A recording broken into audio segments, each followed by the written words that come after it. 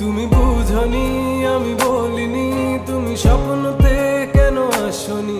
আমার অভিমান তোমাকে নিয়ে সব গে